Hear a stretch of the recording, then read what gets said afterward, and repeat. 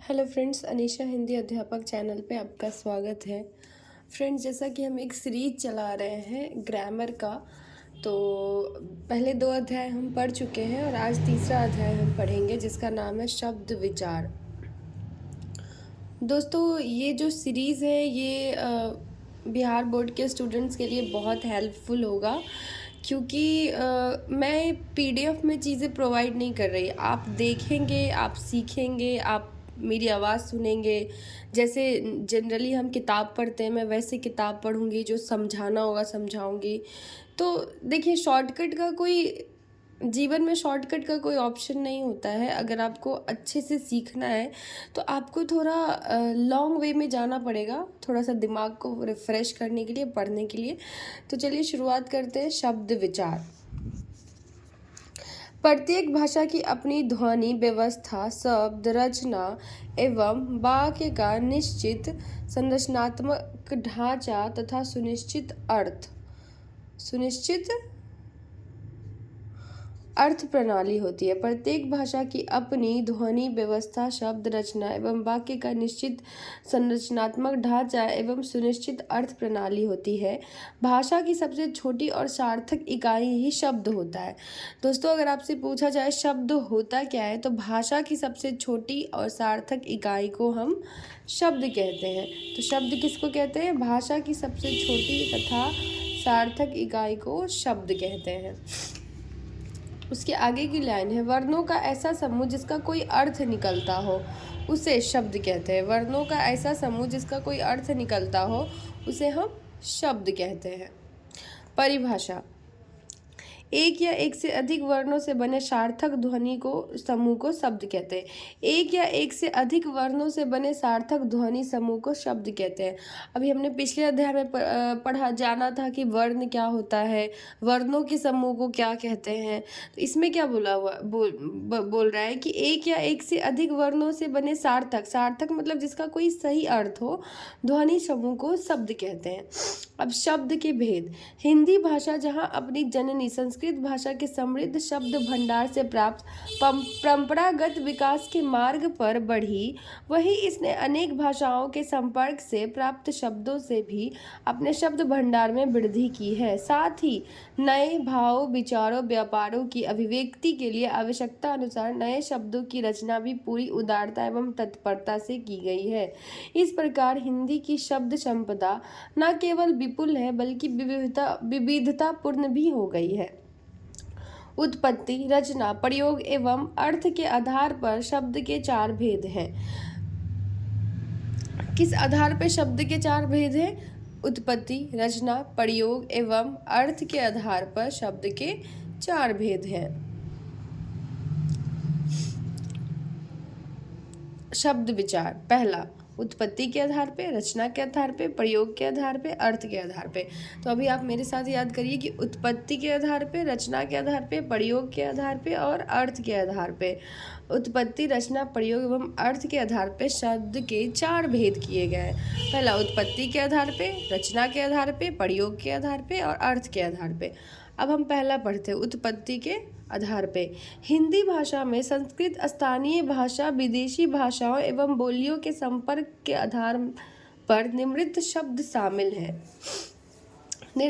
शामिल हैं। उत्पत्ति या स्रोत के आधार पर हिंदी भाषा के शब्दों को निम्नलिखित 5 उपभेदों में बांटा गया है। क्या लिखा हुआ है? हिंदी भाषा में संस्कृत स्थानीय भाषा, विदेशी भाषाओं एवं बोलियों के संपर्क के आधार पर निम्नलिखित शब्द शामिल हैं। उत्पत्ति या स्रोत के आधार पर हिंदी भाषा के शब्दों को निम्नांकित उपभेदों में बांटा गया है। जैसे उत्पत्ति के आधार पर बांटा गया है तत्सम, तद्भव, देशज, विदेशी, संकर। उत्पत्ति के आधार पर तत्सम, तद्भव, देशज, विदेशी, संकर। तत्सम, तद्भव, देशज, विदेशी, संकर। तत्सम, तद्भव, देशज, विदेशी, संकर। दोस्तों, कभी कभी सवाल ये भी पूछता है कि जो तद्भव है वो किस आधार पे बांटा गया है, तो आपका आंसर होगा उत्पत्ति के आधार पर। नेक्स्ट चलते हैं।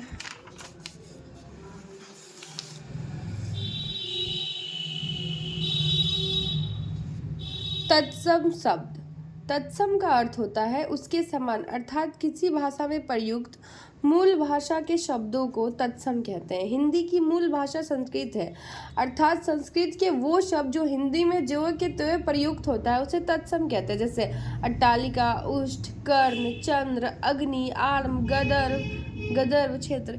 मतलब संस्कृत के वैसे शब्द जो हिंदी में जैसे संस्कृत में थे वैसे के वैसे ही प्रयोग होते हैं, उसी को हम तत्सम कहते हैं। इसका ट्रिक ये हो सकता है दोस्तों कि जहाँ पे भी तत्सम वर्ड आए ना तो तत्सम, सम का मतलब संस्कृत जैसा शब्द होगा। जहाँ पे भी तत्सम से याद रखेंगे कि संस्कृत के शब्द होंगे, कर्ण, चंद्र, इस तरह से शब्द होंगे। अब तद्भव, संस्कृत भाषा की वे शब्द जिनका हिंदी में रूप परिवर्तित कर उच्चारण की सुविधा अनुसार प्रयुक्त किया जाने लगा उसे तद्भव कहते हैं। जो भी हिंदी शब्द होंगे दोस्तों वो सब तद्भव होंगे। और पीछे जो हमने भेद पढ़ा उसमें क्या क्या था, तत्सम, तद्भव, देशन, विदेशज, संकरी, किसके आधार पे, उत्पत्ति के आधार पे। अब ये कुछ एक लिस्ट दिया गया है तत्सम तद्भव का जिससे क्वेश्चंस आते हैं। आकार एक तत्सम भाषा है जिसका तद्भव होगा आगाज। अगम में एक तत्सम है जिसका तद्भव होगा अगम। आश्चर्य एक तत्सम है जिसका तद्भव होगा अचरज। अक्षत एक सबसे ज़्यादा पूछता यही है, अक्षत एक तत्सम है जिसका तद्भव होगा अच्छत। अट्टालिका एक तत्सम है जिसका तद्भव होगा अटाड़ी। अज्ञानी एक तत्सम है जिसका तद्भव होगा अनजाना। अंधकार एक तत्सम है जिसका तद्भव होगा अंधेरा। अमावस्या एक तत्सम है जिसका तद्भव होगा अमावस। अक्षर का आखर, अमूल्य का अमोल, आम्रचूर्ण का आमचूर, गदर्भ का गधा, अंगुष्ठ का अंगूठा, कर्म का काम, अष्टदश का 18, कदली का केला, अधूर्ध का आधा, कर्पूर का कपूर, अश्रु का आंसू, कपोत का कबूतर, अग्नि का आग, काढ़े का काज, अन्न का अनाज, कार्तिक का कार्तिक, अमृत का आमे, आम्र का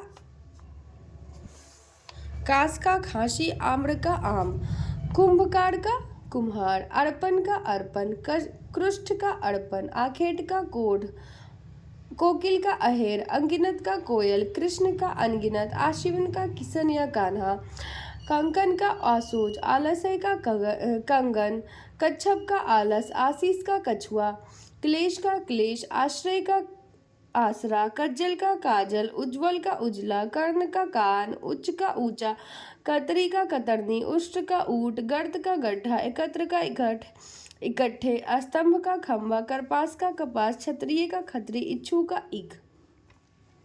इस तरह से इतना तत्सम और तद्भव हमने डिस्कस किया। दोस्तों मैं इसकी 2 लिस्ट आपको दे दूंगी जिसमें सारे तत्सम और तद्भव होंगे, और एक वीडियो आएगा जिसमें हम केवल तत्सम और तद्भव को याद करेंगे।